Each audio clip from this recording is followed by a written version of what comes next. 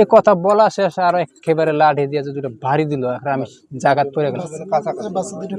মানে ও তো নদীর বাতা আর গাছ এক জায়গায় না, নদীর বাতা আর গাছ এক জায়গায়, কথাটা বলা শেষ আর ধামাধাম দুটো বাড়ি দিয়ে ফালাই দিয়ে আমার হাতটা ধরলো।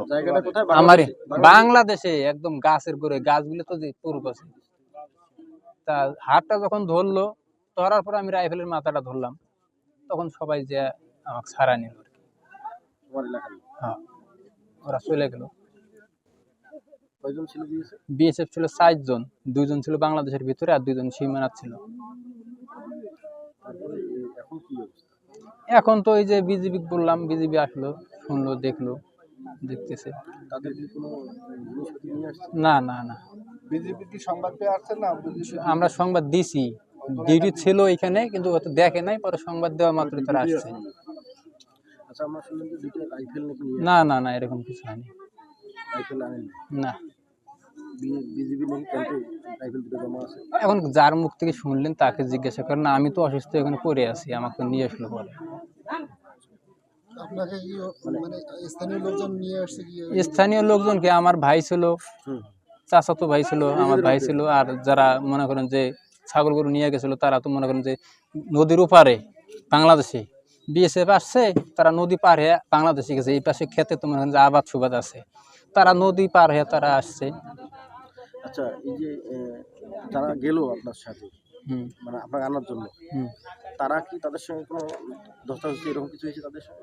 বিএসএফ এর সাথে ধস্তাধস্তি আমার মারার পরে, আমাকে যখন মারছে তারা তখন আসছে, অনেকে সার দিতেছে, স্প্রে করতেছে, তারা তো দাঁড়া থেকে তামসা দেখতেছে। তারা কি করবে, তারা বাংলাদেশে আছে না, বিএসএফ আসতেছে দেখতেছে। আর আমি তো মানা করলাম, মানা করা শেষ, মানে নদীর ধাপ আর বাংলাদেশের যে গাছগুলো একই, ওই বিএসএফ আসতেছে, আমি এখানে দাঁড়ায় আছি, বলাও শেষ আর আমাকে মারা শেষ। আমি বললাম, দাদা এটা তো বাংলাদেশ, লোক তো চলে গেছে, আপনি চলে যান। আখের মানে আমি যদি জানতাম যে উনি খুব রাগে আসতেছে, তাহলে তো আমি ওইখানে দাঁড়ায় থাকতাম না, আমিও বাংলাদেশ থেকে আরো দূরে আসতাম। তা আমি যদি আমার দেশে দাঁড়ায় থেকে যদি কথা বলতে না পারি, প্রতিবাদ করতে না পারি। যারা গেল আপনাকে আনার জন্য, তাদের সঙ্গে কি তাদের কোনো ধস্তাধস্তি হয়েছে? আমার তো তারা ধস্তাধস্তি করে ছাড়াই নিছে। হ্যাঁ, কিন্তু আগে তো কিচ্ছু হয় না। যখন আমাকে মারছে, আমি যখন পড়ে গেছি, আমার যখন হাত ধরছে নিয়ে যাবে, তখন আমি ওদের রাইফেলের মাথা ধরছি, ধরার পরে ওইখান থেকে আমাকে ছাড়া নিয়েছে। রাইফেল তাদের আনা হয়নি? না, আনা হয়নি। আসলে আমার চাচতো ভাই হয়, ওখানে আমিও ছিলাম। মানে মূলত ওইখানে আমার চাচার ছোট বেটা খেতে কাজ করতে গেছে, তারপরে এখানে ইন্ডিয়ান বিএসএফ ধাওয়া করছে, বাঙালি যে গরু ছাগল নিয়ে গেছিল ওদের ধাওয়া করছে, ওরা চলে আসছে। চলে আসার পর এখন আমার চাচতো ভাই বাড়ি থেকে গেছে তার আম্মাকে ডাকতে, বাংলাদেশের ভিতরে ডাকতে গেছে। এখন উনি এখানে দাঁড়ায় আছে, কোনো কিছুই জানে না এই বিষয়ে। বলছে যে ভাই এটা তো বাংলাদেশ, এখানে ঢুকার দরকার নেই, ওরা চলে যাবে, এই কথা বলছে। তারপরে আসার পর বাংলাদেশের ভিতরে ঢুকে নাগাতার 2টা আঘাত করছে, পায়ের নিচে পড়ে গেছে। পড়ে যাওয়ার পর আঘাতটা অত লাঠি দিয়ে করছে। পড়ে যাওয়ার পর হাত ধরছে, নিয়ে যাবে। আমরা ওইখানে ছিলাম, ওরা বিএসএফ ছিল 4 জন, 2 জন বাংলাদেশের ভিতরে ছিল আর 2 জন ছিল ভিতরে।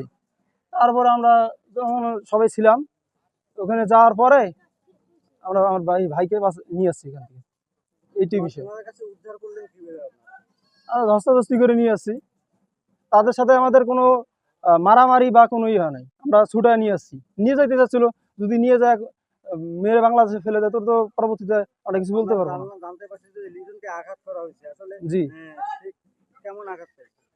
মোটামুটি আঘাত পেয়েছে, হাঁটতে পারতেছে না এখনো।